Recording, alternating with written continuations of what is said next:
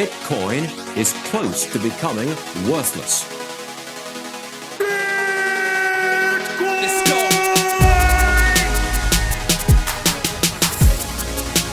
Now, what's the Bitcoin? Bitcoin's like rat poison. Yeah. Oh, The greatest scam in history. let's get it. Bitcoin will go to fucking zero. Yeah.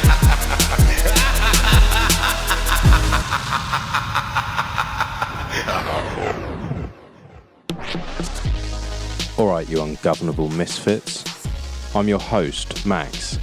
Everybody knows that Bitcoin is useless, worthless, and doomed to fail. But what if everyone's wrong? What if it's the system that is doomed to fail? Join me as I speak to some of the brightest people in the space and slither to the deepest, darkest depths of the Bitcoin rabbit hole.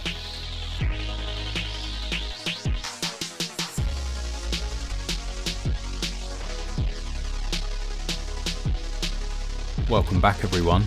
Today's episode is with Zachary Kelman. I've had him on the show about a year ago, enjoyed it so much that I wanted to get him on again, get a little bit of an update on what he's doing, how things are going with Kelman Law, and yeah, I really enjoyed this one.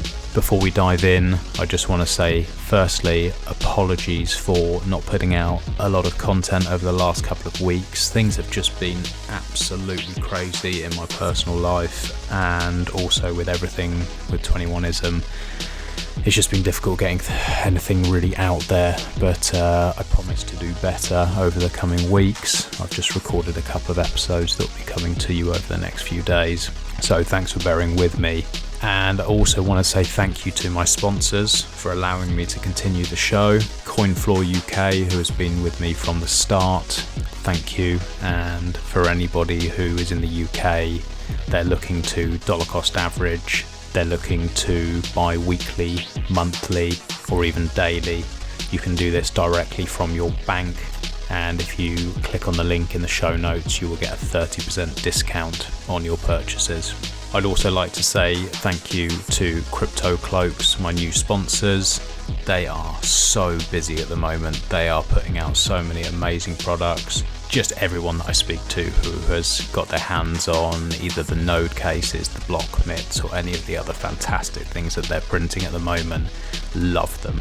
If you haven't checked them out already, go to cryptocloaks.com. Enjoy the show. Zachary, can you hear me? I can hear you now. Ah, brilliant. How are you? It's been a long time since we last spoke.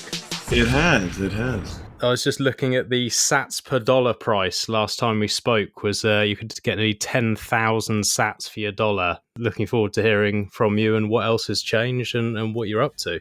What are we at now, sats per dollar?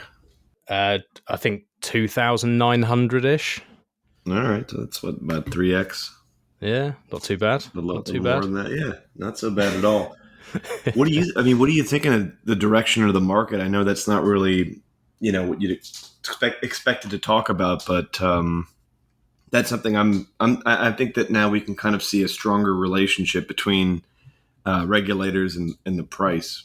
I'm thinking there might be some deliberate action there. Yeah, I know we're not supposed to talk about the price, and everyone says, oh, it doesn't matter, but it also does. So yeah, I don't know. I mean, I've come to the realization a while ago that I just don't know, and that whatever I try and guess is going to be wrong, and just that long term this thing does very well. But I don't know, I don't know what can be done behind the scenes to manipulate things, but to me it's the best asset on the planet. To me it's the only way that we secure our freedoms, and so I just stack with every penny that I have, and I literally don't care. Like I've just sold my house, living out of a cardboard box, to stack, like genuinely, because I'm that confident. But I don't know. Short term, I really don't know. What's your feeling? Yeah, I know it's definitely a short versus long term thing, and I'm 100% with you long term. So I'll say I had a couple recent realizations from some recent events. So I know some people who were close with the Trump administration back in 2017 or around, I should say December 2017. I think whenever it was that they launched that's what it was, when they launched the futures market. And I remember Steve Mnuchin on camera kind of bragged they popped the bubble with that, right? Because it was a one-sided short market. That was his public statement. He's on record stating that. And Trump recently came out in a very telling interview. So, Trump's always saying things like he's a little bit of an exaggerator, obviously. So he'll say, when the gas prices are now $7 and things like that, trying to compare pricing when he was president to pricing now. The first thing he said when he was asked about the Bitcoin price, oh, yes, when I was president, Bitcoin was $3,000, $4,000 and so forth.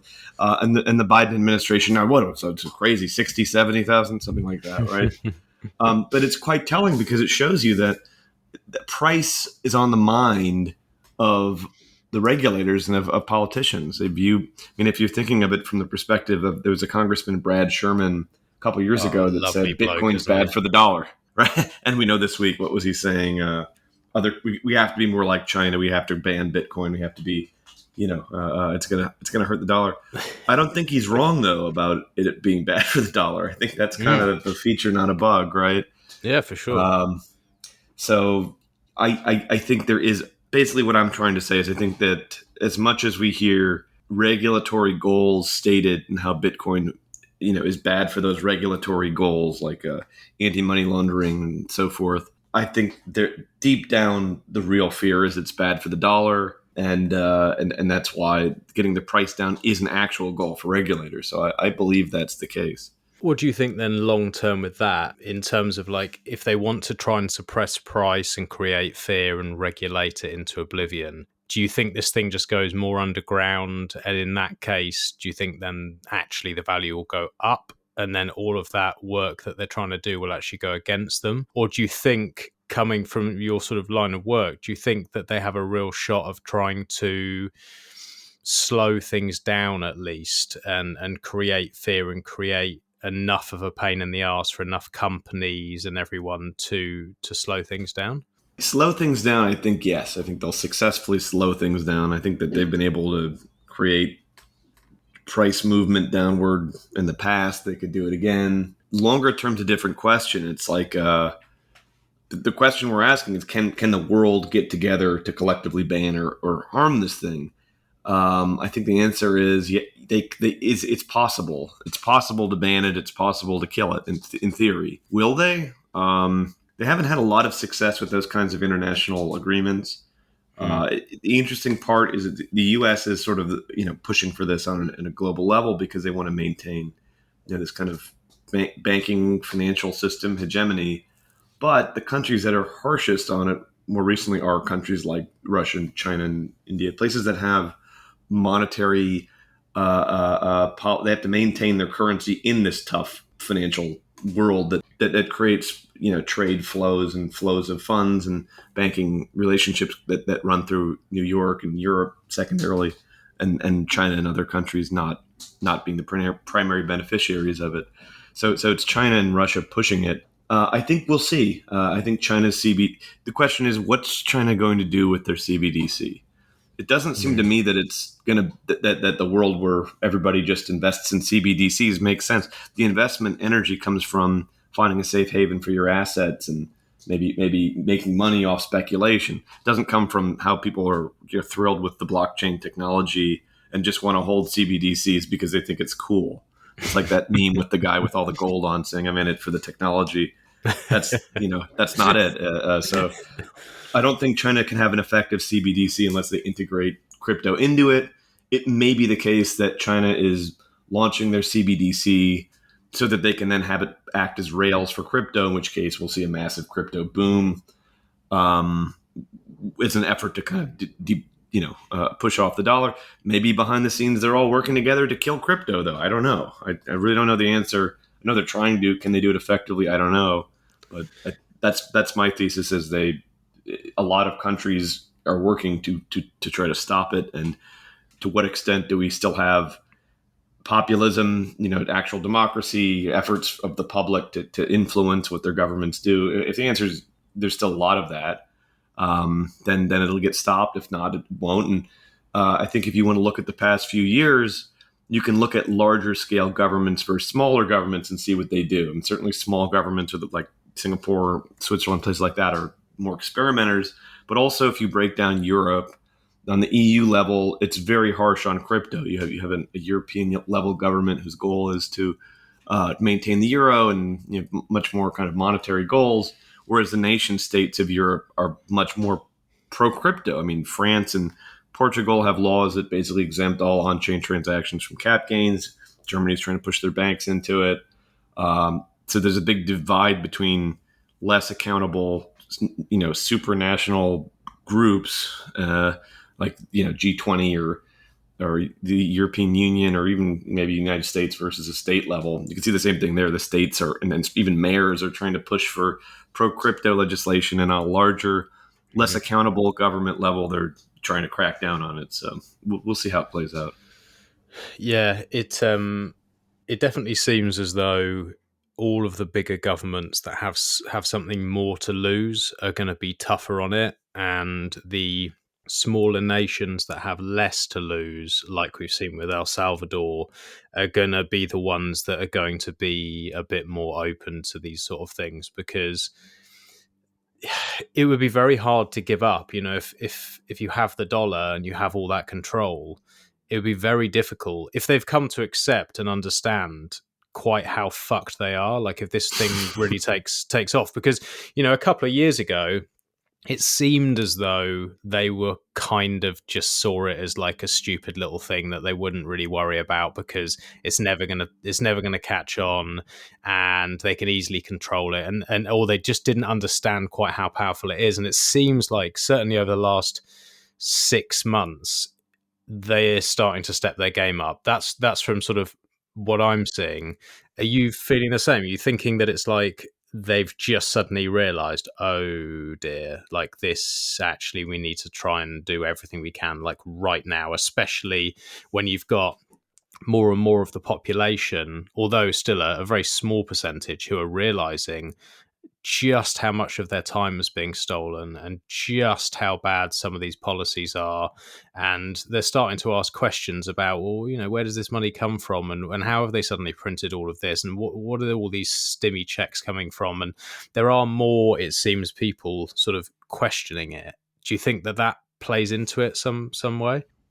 Yeah, I mean, I think that's the background of what leads to interest in Bitcoin, especially, and other cryptos as well. And it's kind of like, if you look at that combined with the price, those are kind of the two biggest questions. Because it's easy for people that have been in crypto to say, oh, well, why aren't people buying more? Well, the price is high, so you go through these cycles where people are speculating, oh, where's real money coming from? What's going to happen to the economy? Because, look, in my opinion, we're kind of in the death throes of this older dollar Bretton Woods system, and it's being kept afloat first through the petrodollar, now through kind of these other tactics that make it so that it's the only game in town, essentially, like finding ways of making it difficult to use other currencies and putting the dollar at the center of trade flows and global reserves, and just finding enforcement mechanisms to keep it that way and keep down alternative investments. So people reaching this awareness about it is leading to, it's a self-fulfilling prophecy. It's going up because everyone's kind of realizing it and buying it, and and then the price is going up, but then people don't want to keep buying at that price. And so that if the government can help to create, or institutions can create negative news. I mean, obviously everybody knows the China FUD meme, but the same thing with other governments. If they can find ways to create news or help create perception that nope, the bull market's over, it's going down now, that becomes a self-fulfilling prophecy too. My optimism comes from the point that they push it down low enough, it's a buy opportunity. I mean, the people that were not willing to buy it at 50 and 40 are going to buy it at 20 and 30 on an off chance that it's still that it could still work. I don't think they can actually crash it without banning it to the point where it's not seen by people as, okay, well, if the whole ship sinks, at least I have this little lifeboat here. That's always going to be a sales pitch for it unless they actually make it illegal. Is there a small part of you that just wishes that they do that, and that there are enough idiots who sell thinking that if they regulate it enough that it will stop it, and then that this thing really crashes so that we can buy at really, really nice prices, and then only the true hodlers and people who are really interested in this get their hands on it, and then we wait another few years, because it seems like enough people genuinely believe that governments and regulators have the power to stop this. And to my mind, they don't. And anyone who thinks that they do is a little bit short-sighted, because this is very, very, very hard to stop. And I don't think that these governments are effective or efficient enough to do it. But maybe that is just me with rose-tinted glasses because of my hatred of these type of systems. But maybe you would tell me different and think that maybe there is a way from the way you see it. Well, I think you're right that governments are a bit too inept to do something about it, but I think there's a confluence between government and central bank economists and the financial industry that has a lot of brain power behind it. And I worry more about that than about politicians writ large. I think that the goal, again, and this is just speculation, but I think the goal may be allow the traditional financial world to get enough of it by crashing it in different ways, so that they can have a foothold on it, so they can actually do, the kind of leverage trading to keep the price down that they'd like to do. If you listen to Larry Fink, who's the head of BlackRock, I believe, I've heard him talk about this in pretty revealing ways. About, he's asked, why can't you get I think some CNBC person was more or less hinting at, why can't you guys leverage it? And he said, no, it's not. You can't get enough leverage on it. It's hard to do that with, to short it and keep the price down artificially. But that's just my opinion. I think that's the case with a lot of markets. I think since the introduction of I don't want to call it the petrodollar, but since the end of the U.S. agreeing to transfer gold for dollars and backing it with gold, there's the main way of keeping the financial system in place has been force or threat of force. Rather than actually providing value for the dollars that underpin it, it's making sure it's the only game in town.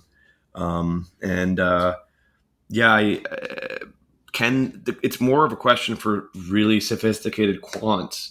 Can they crash the price enough where the traditional financial world that benefits greatly from the current kind of global financial system create mechanisms to keep the price artificially low?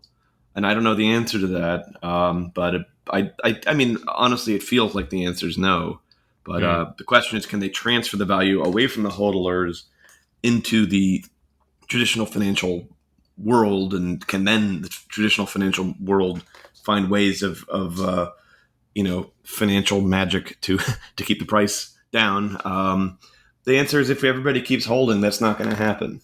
So they're definitely going to try. I'm 100% with you, though. They're going to try, and they're going to do all sorts of fuckery and rehypothecate it and leverage it and do all sorts of... They do whatever stupidity is already happening now, they're going to do that again. But the question is, when they create all these regulations, which they will do, and they try and control as much of this asset as they can, and everything's IOUs, and they leverage it, and they don't actually have control of these coins, then I kind of see it as, well, anyone who's a real Bitcoiner, anyone who really knows how to use this, it's not that hard to spin up a node, have your own coins that you don't use their system. And then does it really matter what the price is at any one time, because you have your own way of doing commerce with other Bitcoiners, and eventually those coins are going to become more useful? Because which ones do you go for? Do you go for the cut coin, which the idiots who fucked up the financial system in the first place now control,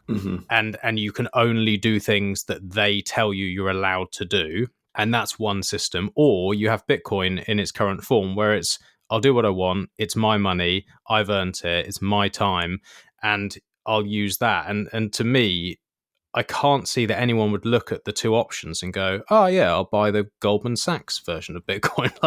Right. But do you know what I mean? I can't see how they're going to pull that. I understand that there will be, lots of investors and all that sort of banking cartel stuff, and they'll all do whatever they do, and maybe the price will be, it would be valuable for a while, but eventually, logic must win, I guess, is what I'm thinking, or that it bifurcates completely, and it's just like, because they won't accept the blacklisted coins that have been used in CoinJoin or darknet markets or anything else, so they'll keep them out. They'll use them themselves behind the scenes, obviously, but they won't. The public won't be allowed to see that, and then all the rest of us will use proper Bitcoin. So in some ways, it would just be like taking the full supply and then they just take a little bit of it or a percentage of it and we just carry on.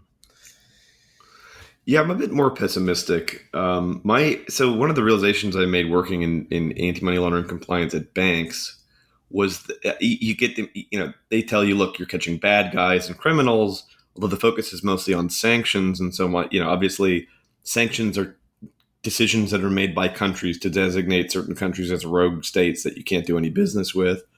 To me, I have a tough time thinking of that as a moral decision in the same way as, say, agreement that people that, murder people should go to jail, right? Like, this country's bad. It probably has more to do with global politics than it does with one country actually being right and the other country being bad. I mean, there's probably some exceptions for sure. But in general, I don't think that's the case. I think it's more political. It's more of an expression of political will. So I watched a lot of sanctions, as they got put in place, Iran sanctions, for example, and the implications of it and what happens when they try to get around it. Ditto for sanctions on, or even sort of like softer forms of pressure on dictators in the developing world and things like that. And watch the money flow and kind of what they were trying to do with it. And the realization I made was that the current financial system we have and the anti-money laundering rules and sanctions rules around it, it's less about we have this real world of money and that's where all the real value is. And then there's the outside world where they have bad money. It's more that this is the money that gets you access to all the quote unquote good stuff. So if you think about it like Disney bucks, you need I think you can use dollars at Disney, but let's say hypothetically you can only use the Disney bucks there. It's a way of holding on to all the good stuff. Everyone that wants to go to Disney has to get the good stuff, the good money. If you're in Iran and you want to go buy Versace, you probably need to find a way to either help someone commit serious crimes and they'll go to jail or get in trouble, or you leave. You have to go to France and comply with the rules and get the good stuff, which ultimately means removing the sanctions and doing what the world tells you to do. And I use sanctions as one example. Clearly, this applies to all kinds of different areas, but it's a way of getting this kind of global order to force everybody to comply with their rules. And the carrot they're getting is, I get access to the good stuff. If you look at like a third world leader, a lot of the time they want their kids to go to these French schools or American schools or things like that. They want to be able to go there on vacation and have villas. And Latin American leaders and wealthy people want to be able to have a place in Miami. Overall, getting access to the good stuff for themselves, for wealthier people in these places is a huge, powerful tool. So if the financial wizards can maintain that dichotomy, create more of a dichotomy and maintain that division between the crypto world and their world by harassing every crypto business, by making it so that if you put your money in their exchanges, your life's easy. If you keep it off, your life's hellish. Going after people in various ways, that I think that will they could make enough pressure that I think they'll be able to push people around on it. So that's my concern. But the other issue is how perennial is the efforts of the people outside of that to push it. To what extent is this about actual revolution in money and value, and to what extent is it just people jumping on a trend of the small percentage of people that did it? My other pessimistic outlook on this comes from, if you look at social media, most people agree that social media censorship is bad. But the problem is what we end up with alternative media that doesn't censor people. It's just a kind of ghettoized version of the speech that's not allowed on the other platforms. You don't get a diverse group of speakers on the alternative free speech platforms. You just get the ones that were banned. And most people prefer not to hear that, even if they would rather they have the right to say it. Yeah, I think we might end up with a similar dichotomy of all the, people that are interested in crypto as a hedge, but then they don't realize that the whole point of at some point in time, it's like if you're holding all your money in Wall Street, essentially, and they end up cornering all the market for it, they're going to find ways of putting in liquidity pools and suppressing the price, and I wonder to what extent that's kind of already gradually happening with the yield farming pools. And I don't know what's being done with that. I would assume it used to, at least during the bull market, be used to push the market up, but maybe it could be used to push it down. Yeah. When you were working, so explain it to me, because my knowledge of law is literally zero, like literally at zero. And so you were talking about you were working around this kind of sanctions stuff. You were doing something, you were involved in that. Like, to what level were you involved? And at the time, what was your feeling on it? And did working in it change your feeling on all of it, if that makes sense? Like, because to me, it's just such a different world. Right. Yeah. I mean, I wasn't that aware of what I was doing when I first started it. I didn't quite understand what it was. This was like maybe 11 years ago, 12 years ago, something like that I first got into it. And essentially the role is, I actually had at multiple different banks, different roles. So I played most of the roles. There's probably two key roles, at least at this time for banking. There's usually a sanctions role in particular, but that's kind of fits into the other two. But it's mostly investigations, transaction monitoring, where your suspicious activity comes up at the bank, and it might be a violation of money laundering rules or sanction rules or whatever. It gets flagged by an automated system, and you have to manually investigate it, figure out whether something bad happened or not. And then due diligence, which is you're reviewing client files. Sometimes it's done at inception when the client joins. Sometimes it's done longer term. And in the background are the rules you're supposed to look at. Did they commit money laundering? Did they commit sanctions violations and things like that? It's the government. These all came from 2001 Patriot Act. At least not so much the due diligence one, but the investigations one. And these are the things that are being pushed by regulators. The regulators are acting like it's absolutely wild and crazy that Bitcoin exchanges don't transaction monitor and all their clients find the source of funds and so forth, even though these are, the entire world financial system operated with all this, without any of these prior to the Patriot Act. It was just pushed through because of 9/11 and terrorism, and so hand-wringing over how horrible the world would be without a panopticon reviewing everyone's transactions and deciding whether you're allowed to spend money or work with financial institutions, is kind of wild considering the world, wasn't a cesspool of crime prior to the Patriot Act. So, but anyway, yeah, that's kind of the job. And when I first started it, my view was, oh, well, I guess I'll be deputized to help them catch crime. My perception overall was that I think when the Patriot Act first came out, they were just kind of figuring out how do we develop these systems. There wasn't much litigation. There weren't many banks getting penalized for it.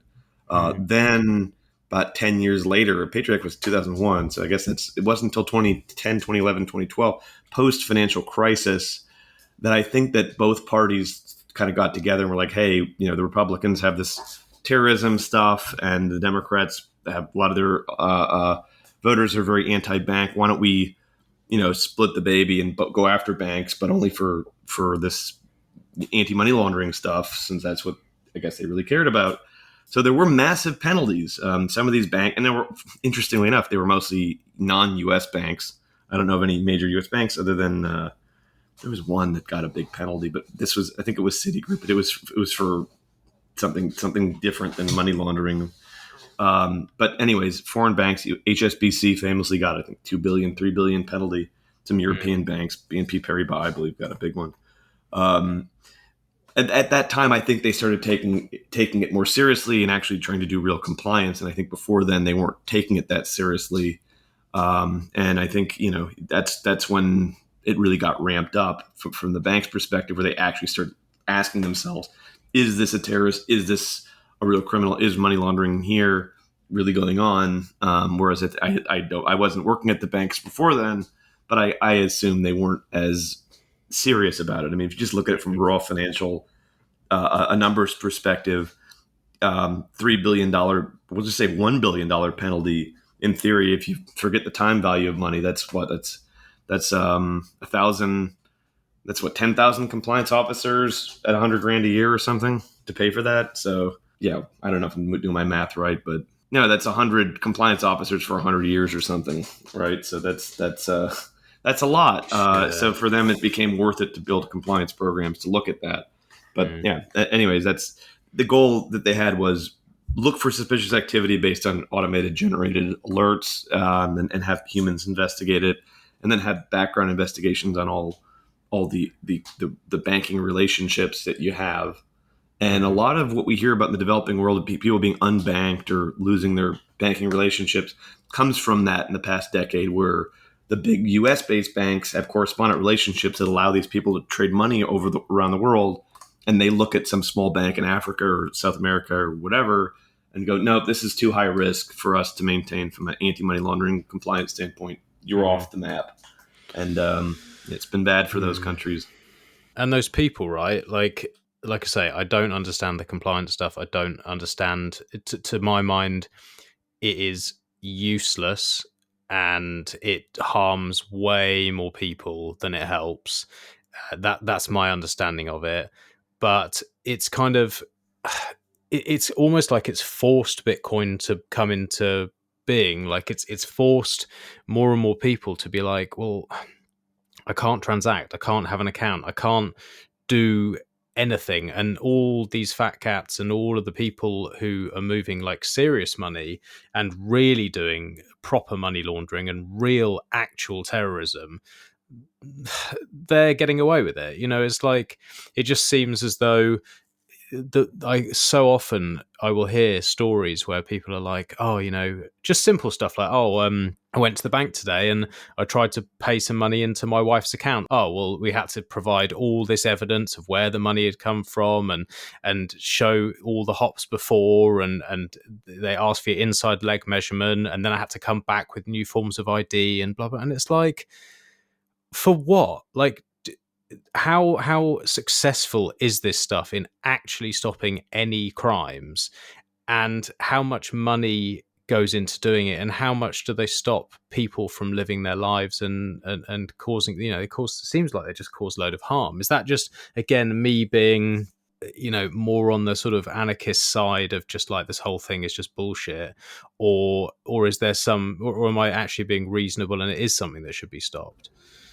I think it's a little of both. I mean, I think this is my honest take. Some of it is anti-fraud. So if you're doing compliance for a bank, the anti-money laundering and sanction stuff is pure goalkeeping. You're not actually going to get credit for anything. You're just stopping them from doing bad things that could get them in trouble. The only time if they get in trouble, then how do you really measure your value, right? Because you're just stopping the bad thing from happening. So you can't say, oh, I'm bringing in all this money for the company as a division. But with anti-fraud, it's a bit different. So anti-fraud are a lot of these chargeback risks and everything else that happens at banks. If you can actually cut down on that, you can actually save money for the bank. So I think a lot of the anti-money laundering compliance resources get pushed toward anti-fraud. And so they're getting really, serious about questioning and asking and figuring out what's going on with your bank account every time you spend anything. So that's one, it's the same thing when you go to the Department of Motor Vehicles, or I don't know what they call it in the UK, but wherever you have to show tons and tons and tons of ID to prove who you are. These are all mechanisms they're using to stop the fraud, because the fraud actually is a serious issue. So to that extent, I get why they're doing it. It is very annoying. And, certainly Bitcoin, that's the Bitcoin case for Bitcoin being fraudulent criminal money moving, right? Because there is no chargeback in Bitcoin. That's why hackers and people like that use it. Mm-hmm. It does have that utility. I mean, it's hard to deny it. On the other hand, like I was saying before, the extent to which they're requiring, there's just a lot of hand wringing around criminals using the banking system and things like that. I've had discussions with people about it, and they'll just go into histrionics about how how you're promoting human trafficking and all these different things. And I think I'm not saying it's not exaggerated, but yeah, I also think you're right that the financial institutions are doing this already, even in spite of all these laws. It's not removing all these things. It's probably allowing those in privileged and powerful positions to get away with things and not the others. If I had to guess, that's how things tend to have worked historically. Just cuts out the competition. Yeah, I think that's probably true. I don't know for a fact, but I haven't worked in the banks in about a decade, maybe a little less than that, maybe like 6-7 years. But yeah, it's been a long time, so I don't know to what extent it's changed since then. But based on the arc of history, it seems like that's more likely the case.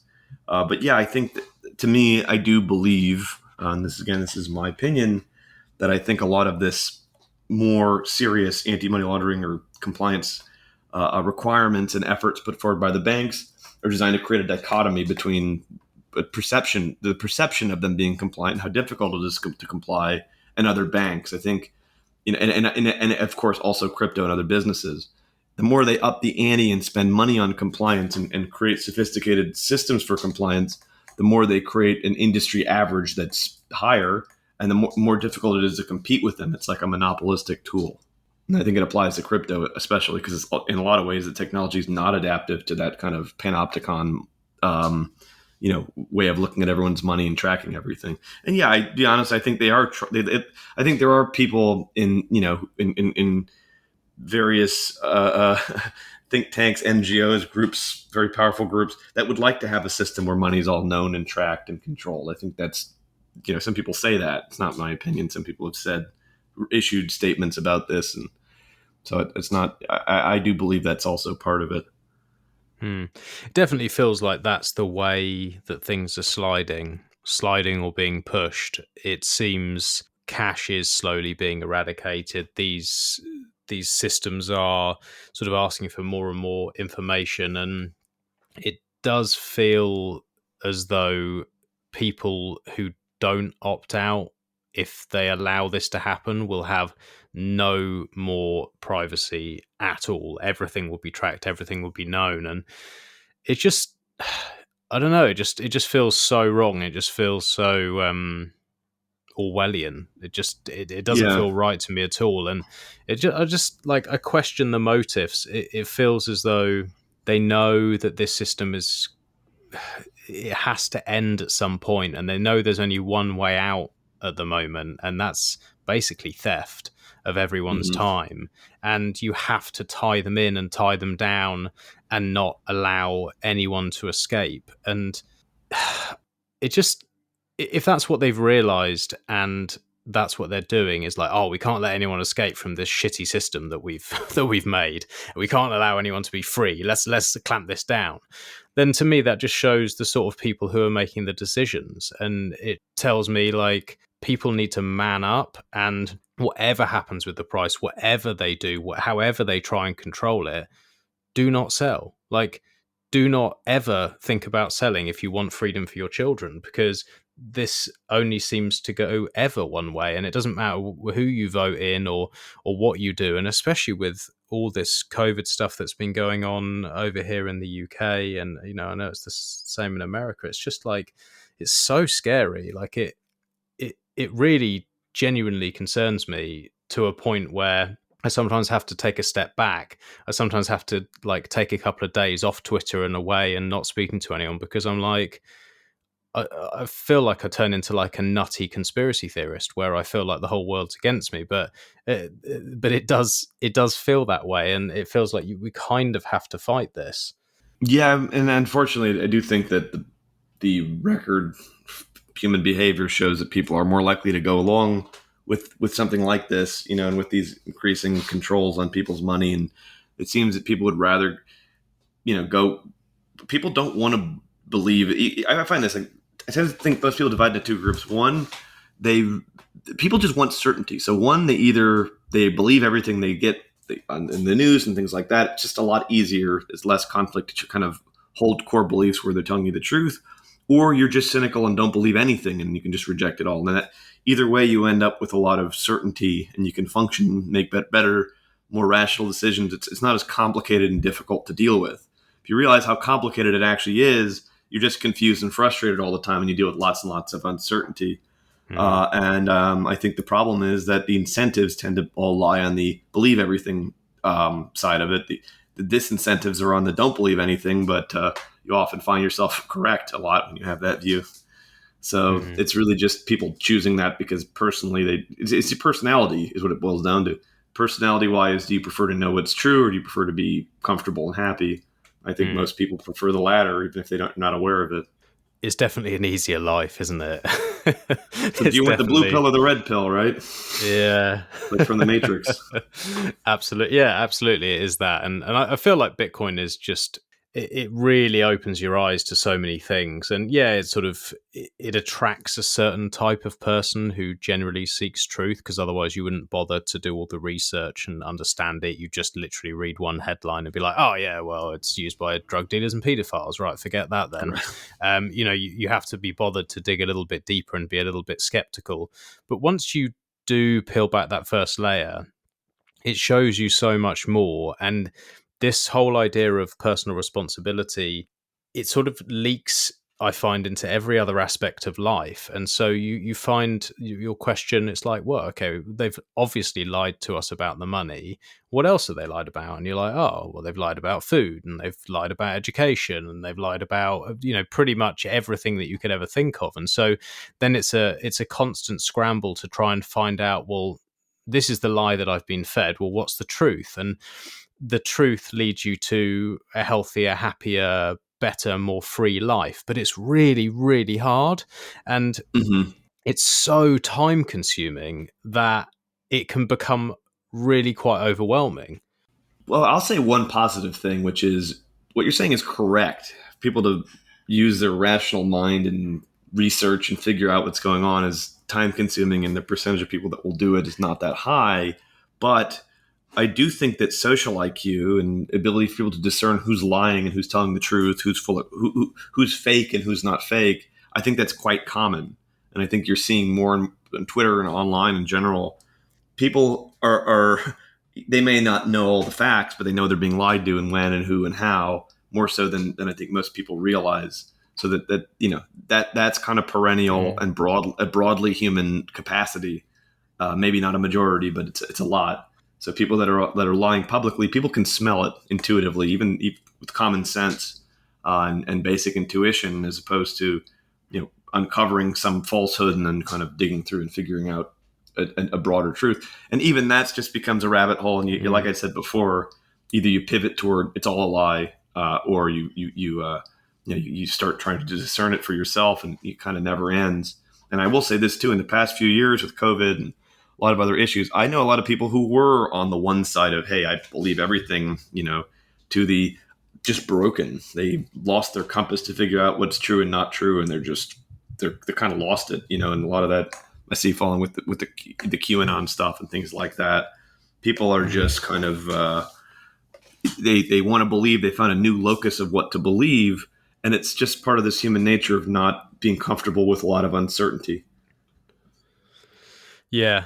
And how do you feel in terms of obviously you are there to protect people who are being wronged in this industry. And so with what you're seeing going forward, put it this way, a lot of the people that I speak to on a day-to-day basis are so far on one side of fuck the law, fuck the government, don't care about anything. I'm not going to listen to anything. I'm going to do things my way and we will win. And I'm sort of, I want that, but I'm also realistic in the sense that we're going to have a battle which is going to be fought with pens and laws and all of that side of things. And so how are you looking at the people who are going to be caught up in this, who are I'm not going to sell, I'm going to stand for what I believe in? On the other side, there's going to be these people who are going to be attacking them in any way that they can because they want to keep control. How do you see that playing out? Do you think that this is going to become a larger industry where these businesses are going to have more and more protection so that they don't get themselves into serious trouble they can't get out of for doing the right thing. They genuinely believe that they're doing the right thing, but suddenly the law goes against them and they find themselves in a world of trouble trying to deal with something they don't understand, and they need someone like you to stand up for them. They need someone who understands this stuff and who can fight. Like, do you think this is going to become more and more necessary? Well, yes, I definitely, like I said, I think the reaction, when you hear Brad Sherman say it's about the dollar, when you see congressional or senatorial hearings where people come in and say, hey, we need to ban the whole damn thing and get rid of it. Now the mask is coming off, right? That's, if they were there, and they have to keep pushing the same rhetoric. It's about the environment, it's about money laundering, things like that. But really, it's about the dollar and maintaining the financial system. I mean, if you just forget the existence of Bitcoin, forget AML, forget any of these things, and just look at what the Fed does. The Fed has goals of keeping the dollar strong and the financial system afloat overtly. I mean, with this goal, keeping unemployment low and inflation moderate. So. The Bitcoin is a threat to that. That's kind of the realization. It is a threat to monetary policy writ large for most countries, including countries that are sitting outside of this dollar-based system for the most part. So that's where their efforts will continue to whatever powers they have to stop it. And as desperation levels get higher, they'll do more and more. They'll step further and further afield of their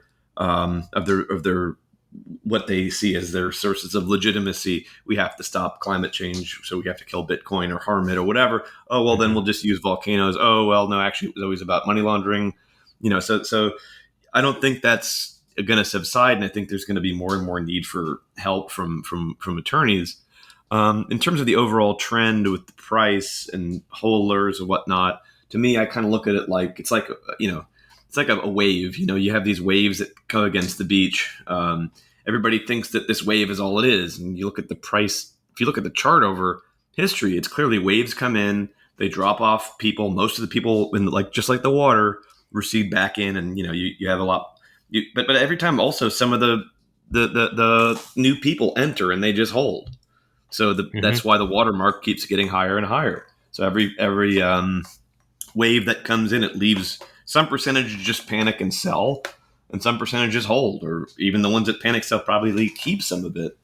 So every time it goes in and out, it leaves more. It's just going to keep growing over time, but we're too short-term oriented in terms of how we look at things and panic and think as animals. So we're not going to really look at it from that perspective, because human lifetimes are limited. But yeah, overall, it's just going to keep going up. It's just waving in and out. We're at a downturn now. My opinion is it's going to keep going down for a while. I don't think we're pivoting back up anytime soon, but it eventually will pivot way back up, way above where it was before. So I don't think they'll be able to stop it. But like I said, my concern is less about price and more about not your keys, not your crypto, and to what extent can the older financial world just get access and control of it by forcing you to custody it with them. And then once you do, you could get labeled as a criminal or whatever it is, and it just gets seized and taken, right? So that's kind of my concern.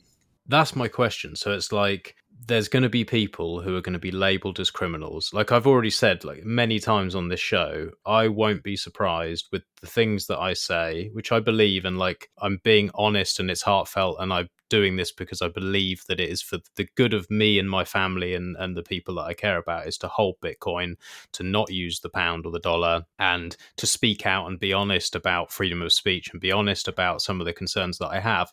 But I will not be surprised if I get labeled all sorts of criminal because of what I do.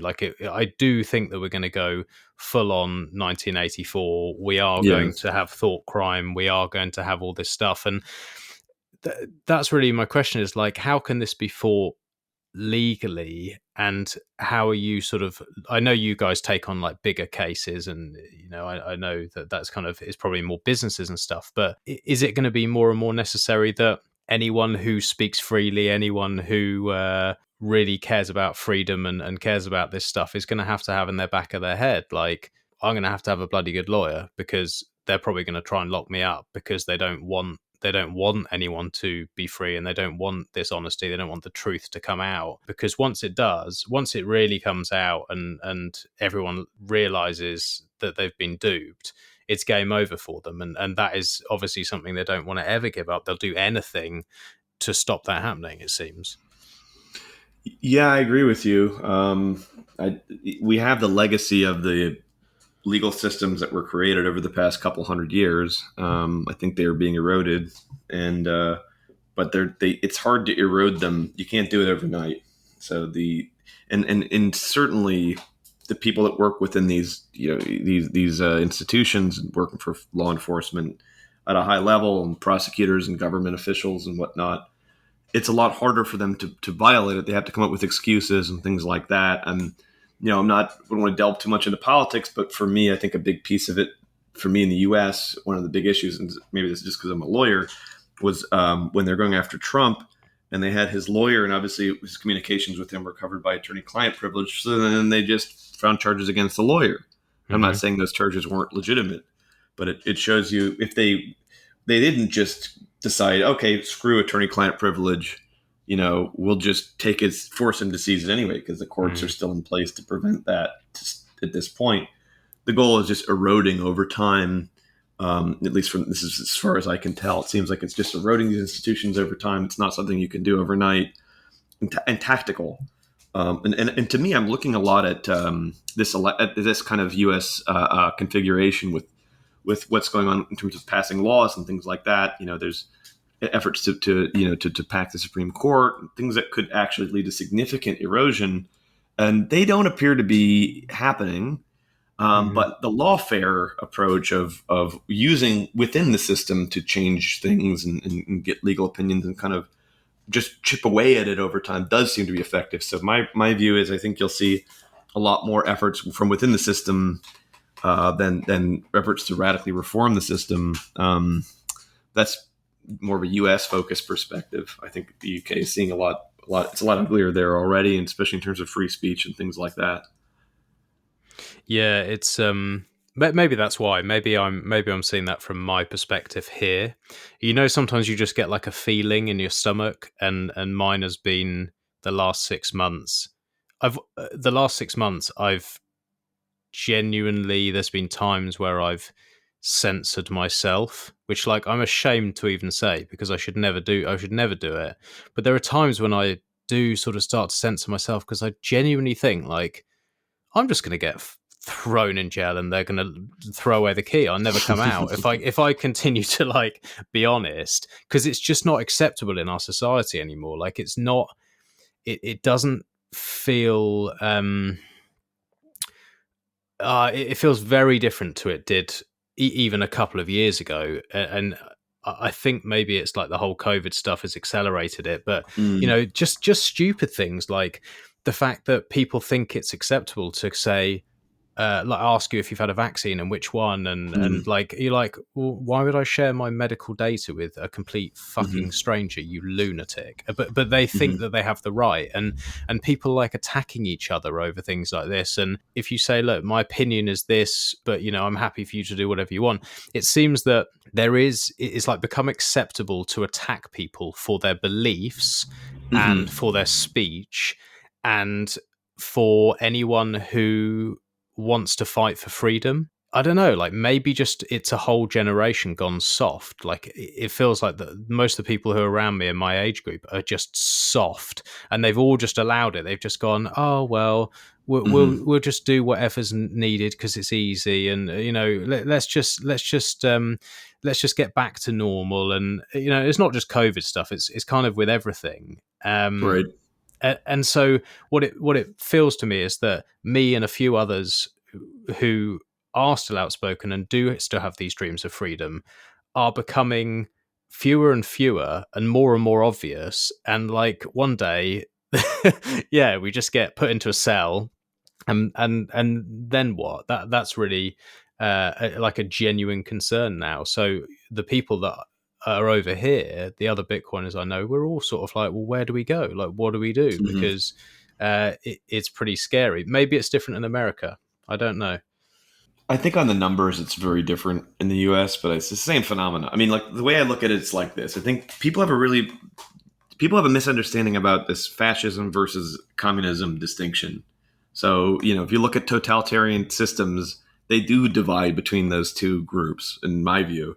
You know, all the communist systems, what they're doing is they're taking Marx's views and using that as kind of a system to a moral framework and system to kind of organize society around rigidly. And they don't work for that reason because his ideas weren't actually practical in the real world. They just get more, the more it's attempted, the more they kind of push those, like the more communistic societies that exist, especially the Soviet Union, the more obvious it is that it's just idealistic and doesn't work. Fascism is very different. You're not taking a ideological framework that someone came up with in the 19th century and saying, here's our new Bible, we're going to organize society around it. You're taking a pre-existing society and its values and ideas and using that to create a totalitarian regime. And it's a lot more effective. And in that sense, I think China is a good example of modern fascism. They have an ethnic group, the Han Chinese, they have traditions, beliefs, and so forth. And they're using those the pre-existing environment, human sociological environment to create totalitarianism. It gets a lot more conformity. I mean, the Nazis used German mythos and things like that to gain compliance because the public, in large part, was already proud of it.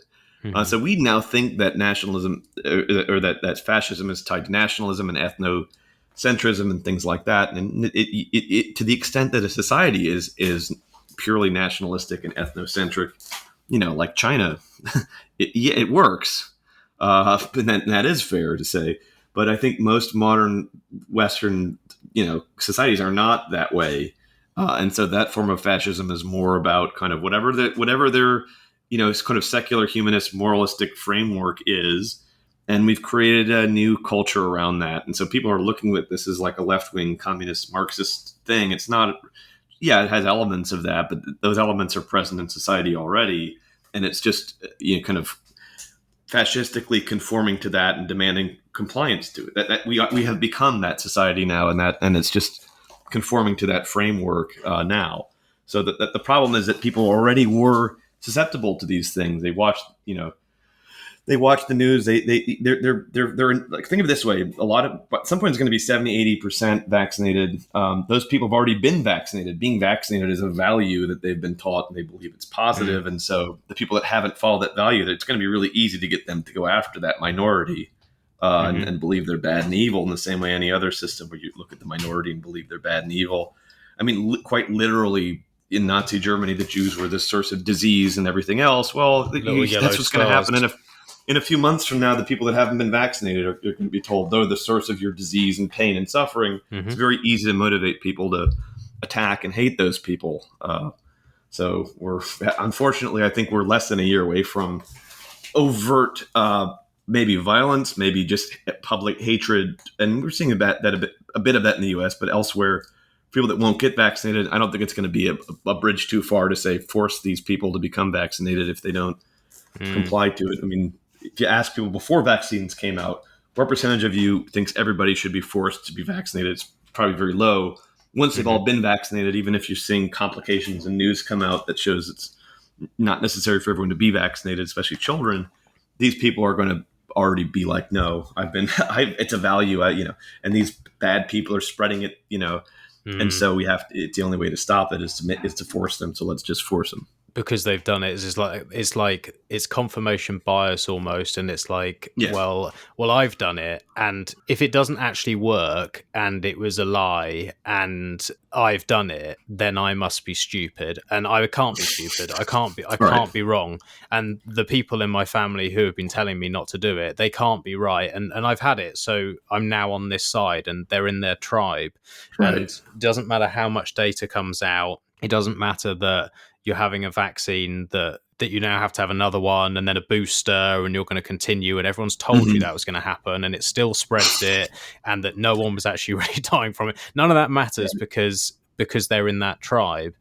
And so what happens then? Like, again, as a lawyer's perspective, to me, I always thought like, okay, in the UK, it would come to a point where if there's a forced vaccination, that we would have some kind of right where we'd go, hold on, you may have taken freedom of speech, but sovereignty over one's body, to force someone to take something out of their body or put something into their body that they do not want, that's rape. Like, that's literally that's what it is. Like, it is completely unlawful, I would have thought, but it seems as though it will get passed. So from your perspective, like, is there any way that people can fight something like that and say, hang on a minute, like, leave me alone, like, this is my body, what are you doing? Like, because where does it lead? Like, it seems like, where does that actually lead? It's just like a very, very slippery slope where you're basically saying you do not own your data, you do not own your speech, you do not own your thoughts, and you do not own your body. And therefore, what are you? Yeah, so I think in the U.S., the Supreme Court at this point is probably still configured in such a way where they'd stop something like that from happening. There seems to be a lot of pushback in the U.S. from governors and groups that are on kind of the other side of the aisle from this. Which, if you'd presume that they know they're facing some all powerful force and would back down. So it must not be that powerful if they're not willing to do that, unless perhaps they're what's it called, controlled opposition. Again, this is all getting into kind of tinfoil hat territory or whatever. I love it. That's where I live. Yeah. That's where I live. So there's that. So I don't think they could do that now in the U.S. And I definitely think that the effort is to encourage people. I think you'll probably end up with the vaccine passports and things like that, and just be second, third class citizen more likely than they'll force the vaccine on people, in my view. But it depends on where it goes. Are we going to end up with tons of booster shots and the vaccines don't really work? Will the public be pissed about it? I mean, you'd assume that No. You kind of have to go back to your framework of how you look at people prior to all this, and to what extent there's got to be some percentage of people that took it and are like, I got screwed, or obviously in the event that it is like there is a negative side effects and things like that, which I haven't had enough time to see if that's the case or not. I mean, I'm not someone that just assumes it's bad. I'm someone that kind of just, like I said, I deal with a lot of uncertainty. I don't really know. I don't take for granted that everything's hunky dory, but I don't assume it's bad either. I don't really know. And that informs my decision making. But assuming it is bad and it isn't working, what percentage will just go along with it? What percentage won't? I definitely believe in my mind that a much larger, there's a huge, we call like silent majority, who doesn't agree with most of these things and doesn't go along with it in the U.S. I don't know if that's the case in Europe. But no, we're soft here. We're British. Like, everyone used to, it's like the British bulldog, and it's like, oh yeah, they're tough. The British bulldog. That's a lie. We're fucking poodles now. We are soft. Like, no one can stand up for anything anymore. I'm embarrassed to be British. It is a disgrace. There are a few who sort of redeem things, and there are a few who will stand up, but they're leaving. Like, they're leaving quick.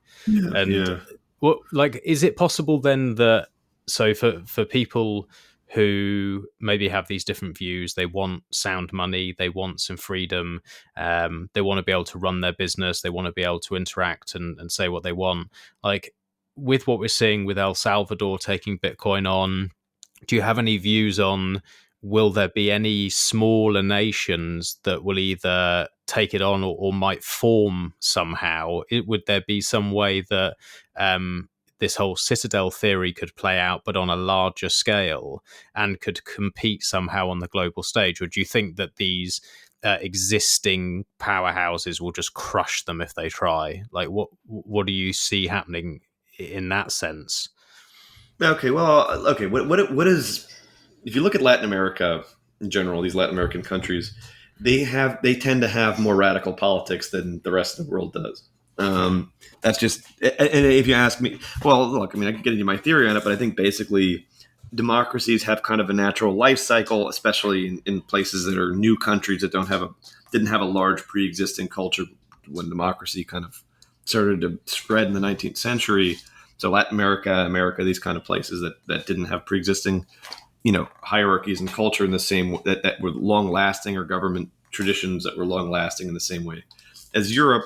And what they end up with is a a system that over a long period of time just gets calcified. It becomes a very corrupt, self-interested system that benefits the stakeholders within it.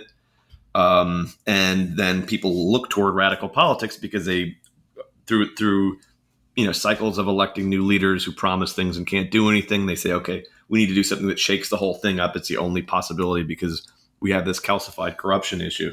So that's why I think you end up with Latin American countries having this more extreme politics. At the same time, I mentioned earlier that there's a situation, a positive thing, I would say, in social media and elsewhere, where people that are full of baloney, most people can just tell. A large percentage of the population, especially Gen Z and younger people, can increasingly tell who's genuine, who's not genuine, just intuitively, raw kind of what do you say? Just intuition or common sense, feeling. Yeah, exactly. Now that's leading to more political dichotomies. The people that think that often fall on the far end or far left or right wing end of the spectrum. If you're on the left, it's like, okay, these are all corrupt neoliberal people that are dishonest. Anytime they say anything, I can point to their bias and not ever have to listen to them. On the right, it's kind of a similar thing. It's a more recent phenomena, but a lot of Gen Z, kids look at it that way.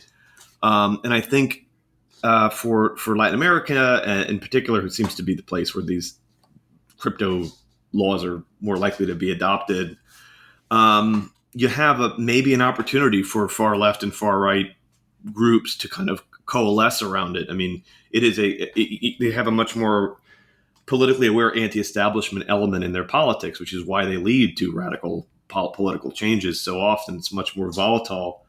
And if you listen to the guy is in El Salvador, he's making points that are appealing to both of these extremes. He brought up something about United Fruit the other day. United Fruit was a kind of was a company that the U.S.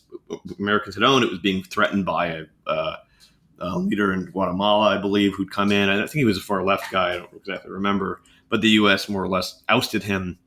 And the message is, hey, there's this imperialism thing that for Latin American countries they're very aware of, and it's appealing to both ends of the spectrum. And this is something that looks a lot like that, this American Western imperialism thing.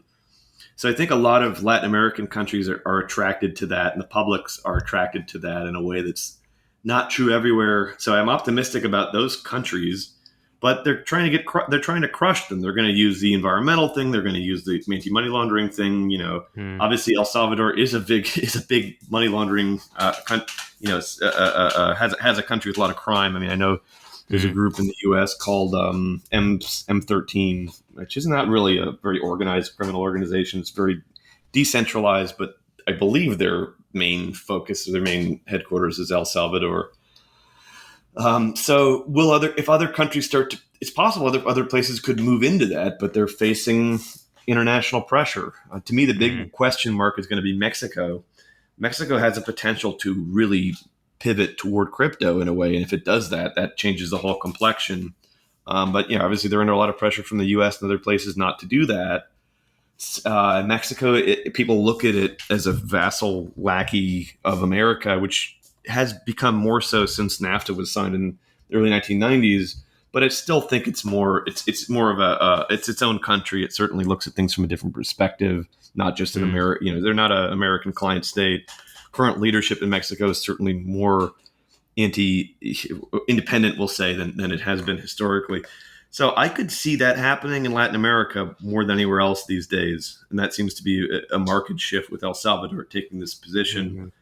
Other countries, not as much. But I'm optimistic about that region. I'm pessimistic about most of the other places I used to think would adopt it. And I think either they have their own monetary issues like China or Russia or whatever, or they are heavily influenced by, the larger, bigger economy with lots of carrots and sticks, like smaller countries in the Caribbean, places like that.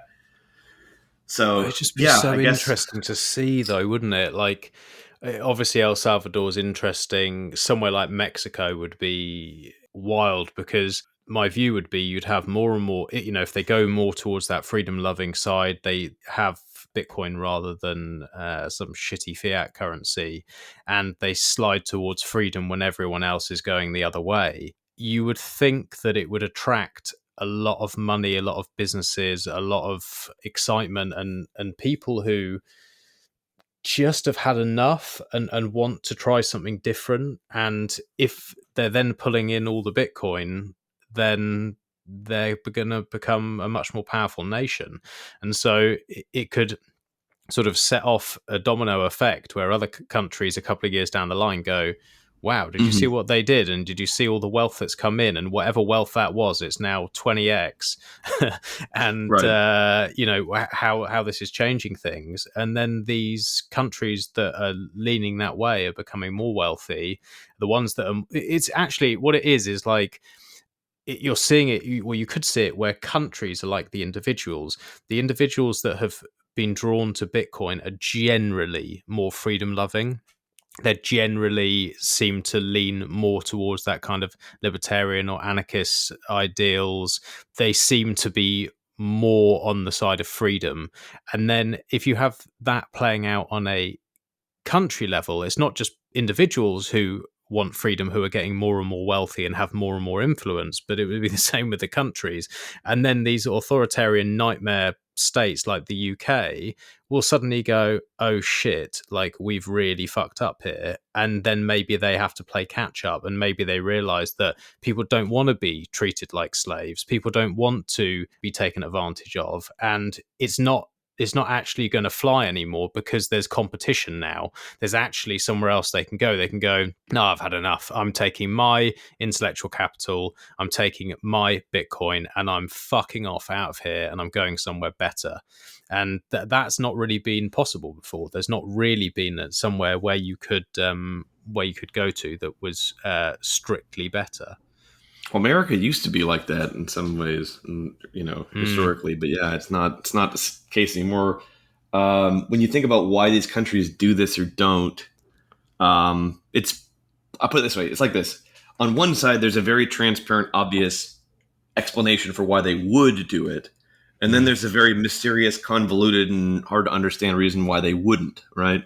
So on the one hand, we know why they would do it. If you look at Canada's strategy, and this was even the case with crypto in early days versus the U.S., often Canadian regulatory and I guess economic environment is geared toward doing. They see what America is doing, and they see opportunities based on American policy and seize them.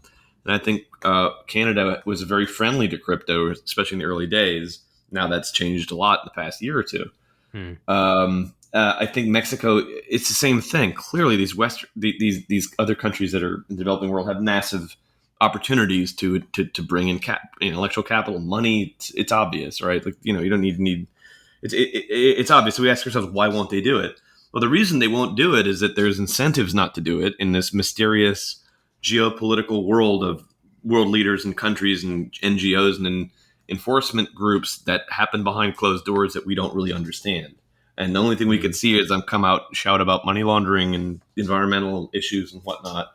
And so that's the public face of it. But I don't really know the private face of it. I just know the results, which are countries doing what's against their interests.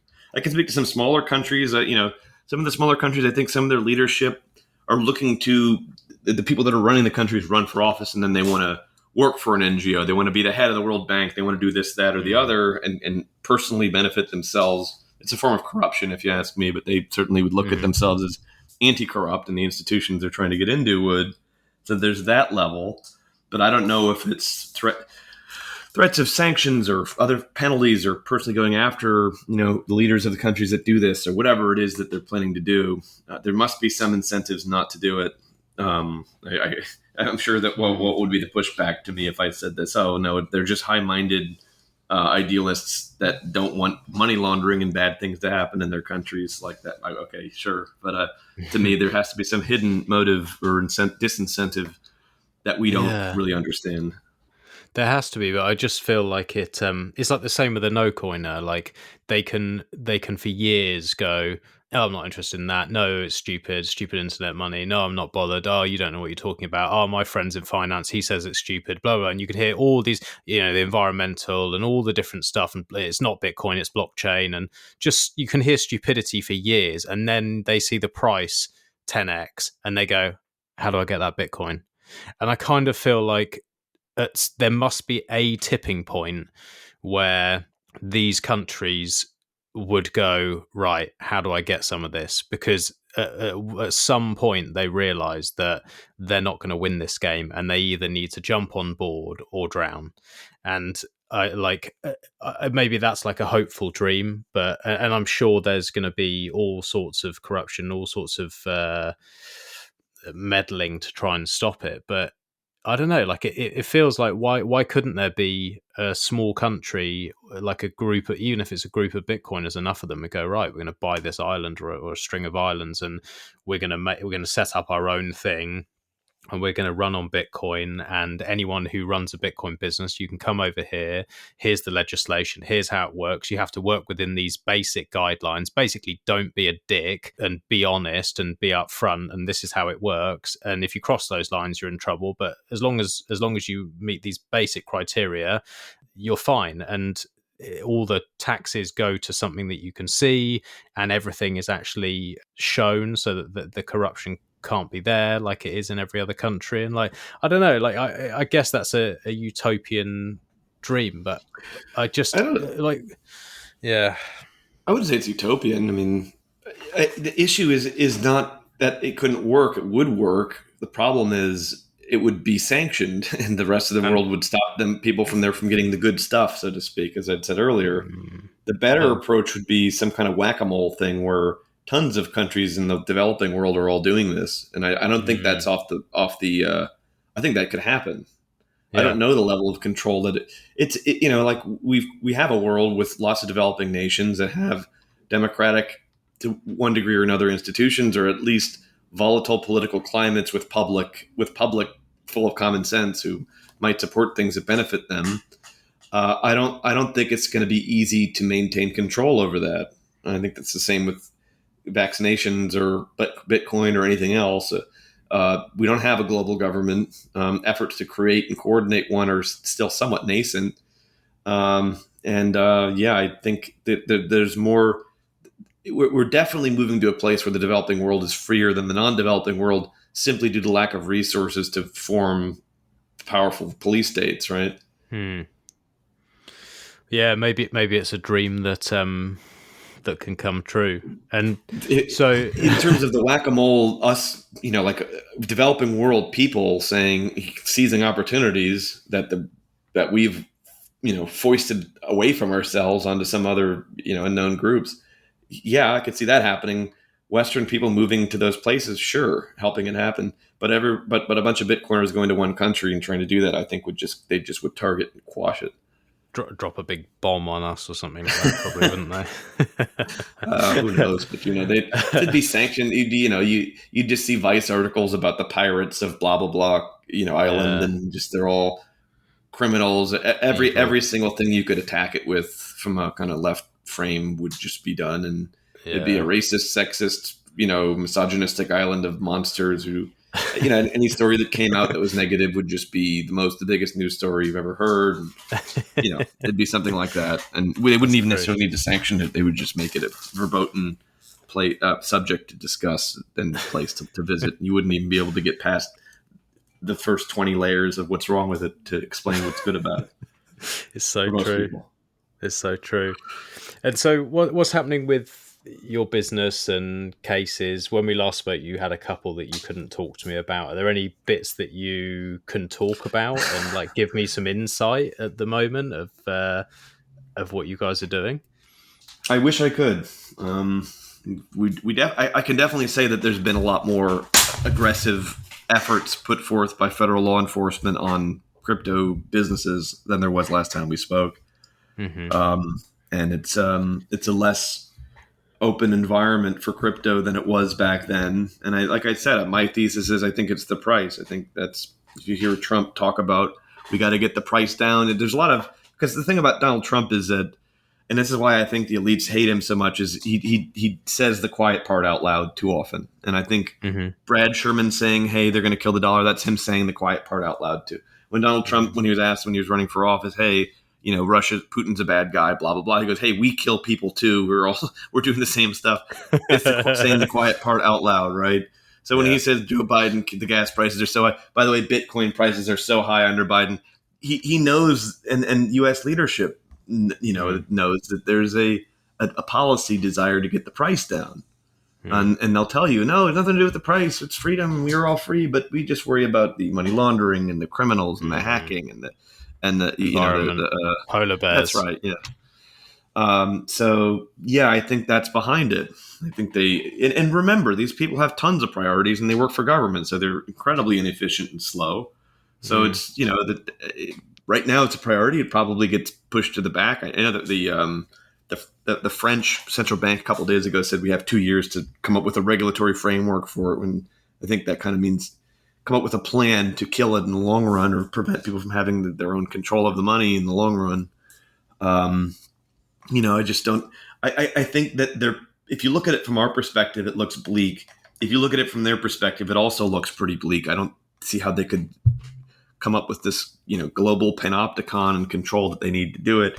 Also, even if assume the worst case scenario with Bitcoin, why would maybe the original Bitcoiner type people would just adopt a new crypto and stop with Bitcoin? I mean, I know it sounds crappy to most Bitcoiners, but if they actually have this scenario where they get control of the market, I could see a scenario where there's a consensus in the Bitcoin space that it's GovCoin. It's not, after they try to pull the move of starting to take everybody's Bitcoin and convert it and so forth. I think you might actually, it'd be like an emperor has no clothes moment, and the public would say, okay, new coin now, we're going to use this one. And I think if that happens, I think if that happens, we're fucked. My personal opinion is we have one chance, and it's Bitcoin, because of the Immaculate Conception, because the way that this is played out, because we had that time to build the network, because of many, many factors. It's why every single altcoin that has been created is basically useless and always will be centrally controlled. I have some respect for the use of Monero in certain dark markets at the moment, but other than that, I mean, my personal opinion is it's absolutely fucking pointless. And if they did manage to control it, then I do think we'd be lost. That's kind of why I do what I do, because I'm so the idea of not having it, I just can't bear, because that's the hope. Bitcoin to me is this hope of freedom.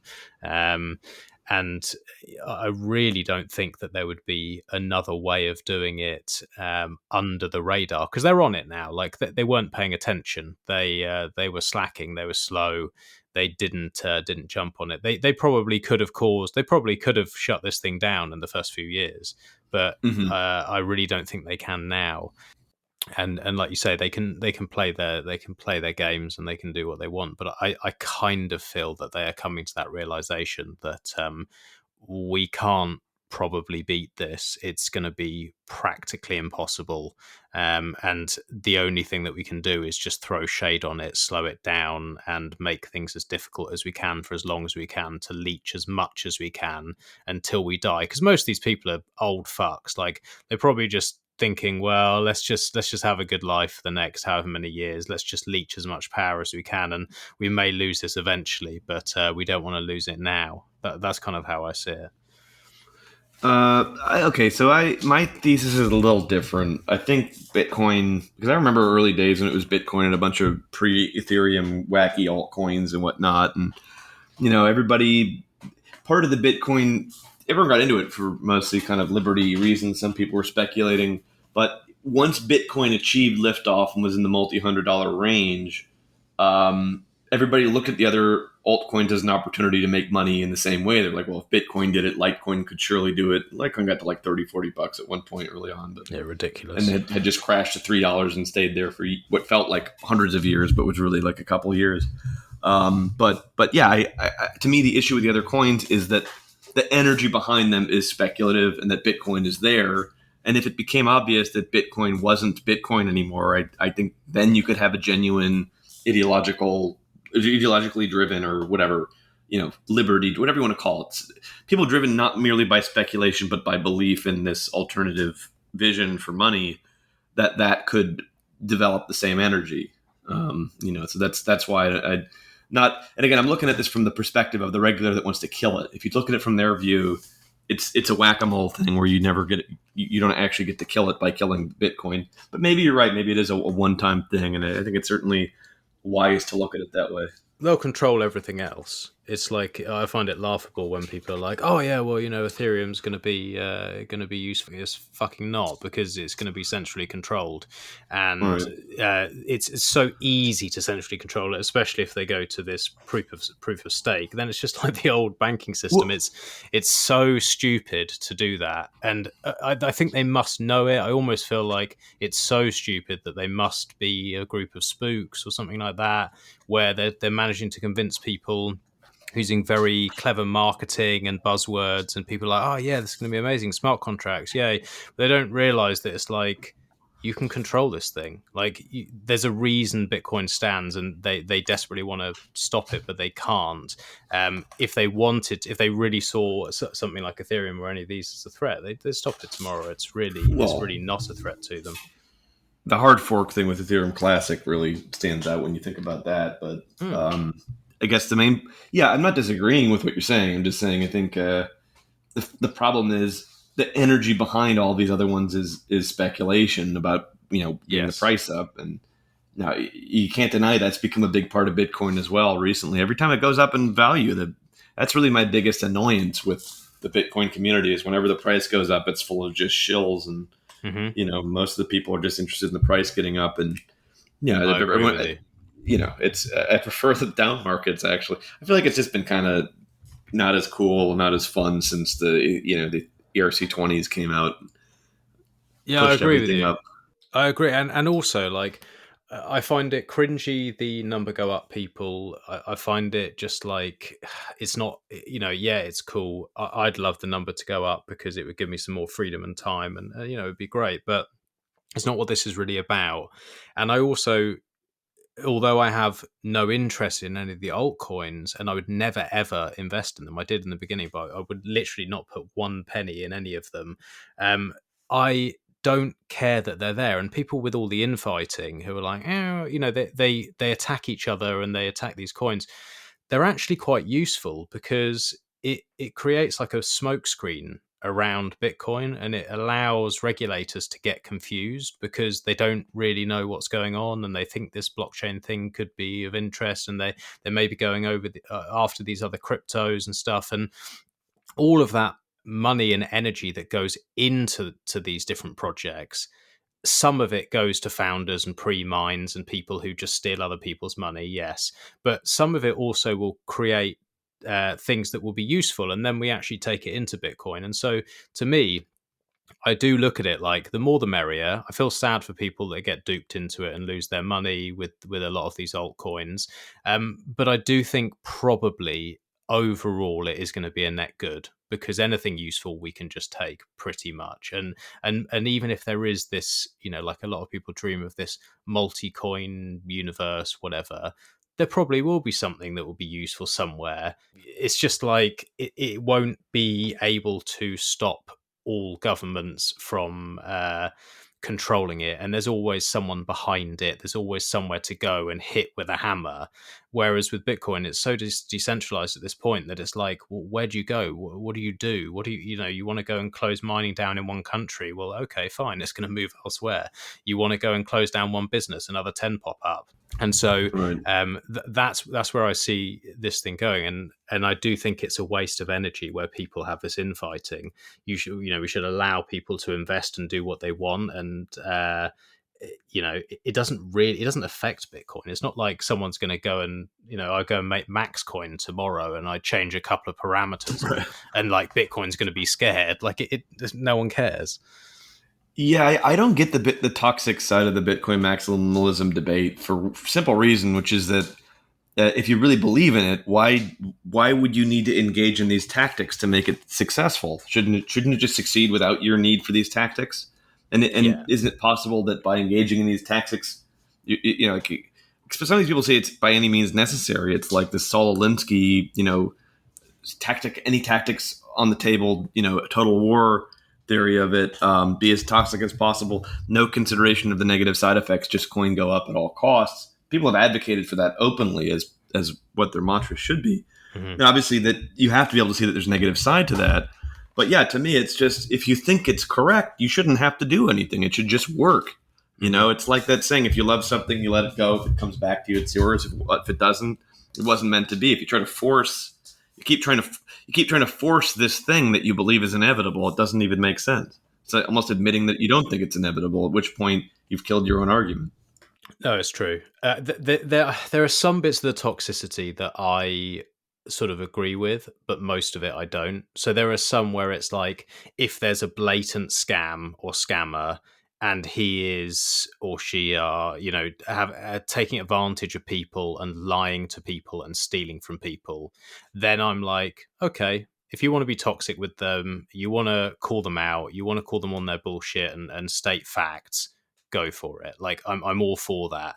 And the same with like the fudding of climate FUD and all these sort of stupid things. I'm all for people being toxic and saying, no, this is bullshit, here's why, and going back on the offensive, because we are being attacked by media, we are being attacked with all these false narratives, trying to put people off and scare people away. So that's fine. But yeah, the toxic where it's like literally just constantly attacking other projects or coins or things like that, to me it's just yeah, like you say, it's a waste of energy. Like what are you doing? Why are you bothering? If you believe in this thing, it's going to work anyway. Like, yeah, just fucking let them get on with it, even if it's stupid. Yeah. When people say, "Oh, I just want it to get more coins," if that really is the same people that say do anything to get the price to go up, that also say, I want to accumulate as many coins as possible. Wouldn't you want the price to be low so you can keep accumulating now before it inevitably blows up in value? Like, I just don't understand the perspective. I think it's intellectually dishonest. I think they know it's more fragile than they admit that it is, and that they and again, if you believe that it requires you pushing it to get it to go up, then why not altcoins? That seems to be what pushes them up. So maybe that the Bitcoin community thinks that it's the same thing, or is acknowledging that it's the same thing in that regard. In which case, it's a case for altcoins as well. Yeah, there's definitely a group like that. And I think that just comes with understanding. I think they get a lot of attention too. A lot of it is they get a positive feedback and more attention. People clap their hands, and so that reinforces it too. Yeah, that's true.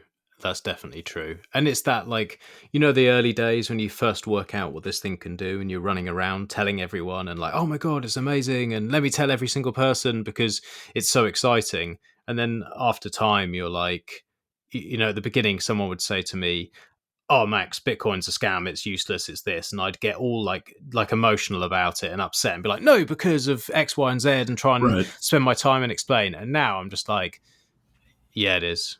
Don't buy it. Yeah, for me, from the very early days, I always kind of knew that this crackdown on it was going to happen. I never thought for a second it wasn't going to happen. I mean, 2013, 2012, when I was first getting into it, I was like, yeah, they're going to, because I was working in anti-money laundering compliance at the time. I was like, oh yeah, they're going to try to kill this thing. I didn't know that anti-money laundering and all these things would become so useful. I just thought maybe it's an angle for me to get in the industry because I was really interested in it. But yeah, I kind of knew it was going to come, and it actually came faster and more forceful than I ever would have thought, Yeah, it's definitely speeding up. And so I'll push one more time. I know you can't tell me specifics, but can you give me anything of like, I'm so interested in just what you're having to fight with and what you're having to do in your industry. Is there anything that you can tell me that like isn't going to dock someone or ruin a case or anything?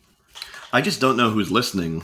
So if government and law enforcement and people like that are listening, I don't want to, tip my hat at all to them. Fair enough. I could talk more about like the vanilla non-governmental facing stuff. Yeah, we do a lot of work with people that have been screwed over. One thing I'll say I've noticed a lot is a lot more people that are getting, real or not, and it seems in many cases it's real, the exchanges are screwing them over and in different ways and preventing them from getting their coins.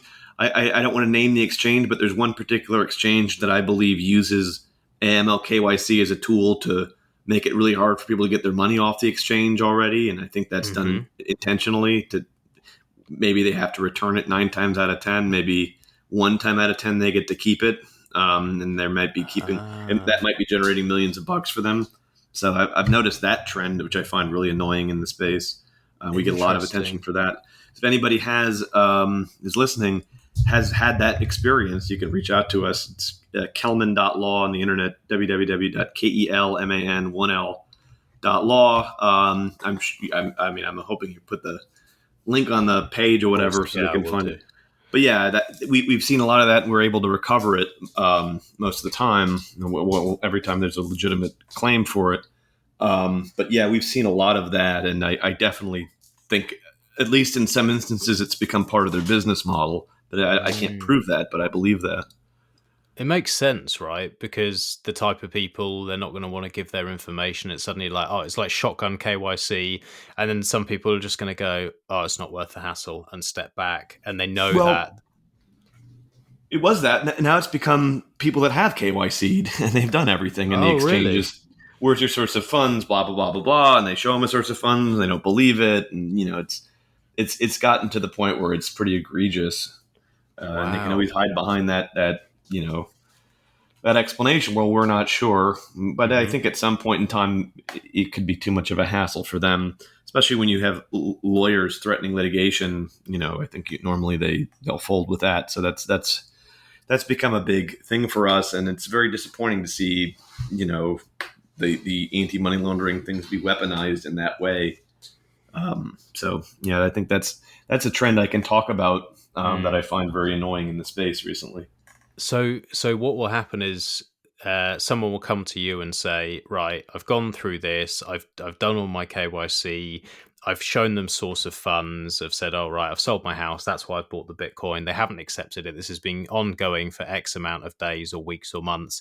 And then they'll come to you. And then can you talk to me about what that procedure looks like? And also, if you are to win, is it that you just get their funds back, or can you actually sue them for being an arsehole? Like, how does that, like, counter suing or whatever it is, work? Can someone get some extra sats for their loss of time and stress and the fact that someone hasn't done things properly? We can't usually get extra money out of it, and so we can't certainly take these on unless it's a large amount of money. So if you're saying, oh, we lost a couple grand on this, it's probably not worth it. Yeah. If it's significant, then yes. I don't know exactly what goes on their end. I just know from having done this, a lawyer threatening you that actually has a background in this, that actually understands it and can threaten litigation, it gets to the top of the compliance heap quickly. I think a lot of the times I honestly think a lot of the times I don't think it is AML arbitrage on their end. I think a lot of the exchanges are just. It's a hard business to run. I think a lot of people in the crypto space don't realize how hard it is to run an exchange. Mistakes happen, problems happen, and I think coins get lost or they screw up, and that's really the leverage. But yeah, I don't know. There's not normally with these lawsuits. It's the damages are the damages. The most additional you could get would maybe be some interest on it, and maybe there's some instances where if we can prove it, if they want to say no and it's enough money and we could sue them. There's probably some more egregious penalties we could get and potentially get more money out of it. But normally it's about getting the funds back. That's cool. It's nice to know that that's an option for people, because it often feels that way. It feels like, you're going up against, a large company, and you're a private individual, and you're just like, oh, well, I'm just going to be emailing them for the rest of my life and calling for the rest of my life. And I'm just never going to win. I'm just going to waste weeks and weeks and weeks, and then you just give up. And it feels just like a really annoying type of bullying. And so then it's nice to be like, so they then get an email and it's like Zachary Kelman, and then they look at it and they go, oh fuck, we're not going to mess around with this guy. He's the other bully comes in, he's going to bully us, and now we're going to release their funds. And so it's good to have that, to have someone to stand up for people. Well, they treat you like you're a criminal, and then suddenly when the pressure's back on them, they realize, oh no, we're a business. We have a serious legal issue here. And they're on the defensive. And if you have to take them to court, you can. That option's available. And they know that. And when they realize, okay, do we want to handle this lawsuit, or do we want to stop playing this game? It's not a hard decision for them. Yeah, it's sad it has to go that way, but it seems like that is often the case. And you hear about these companies that from like a product liability standpoint, sometimes they face big lawsuits and lose tons of money. But also, if they just cut the costs, only 1/10 of the market are going to sue them, and they, overall they look at the math and like, oh, let's just do it. It works. So I think that's a lot of it. Yeah.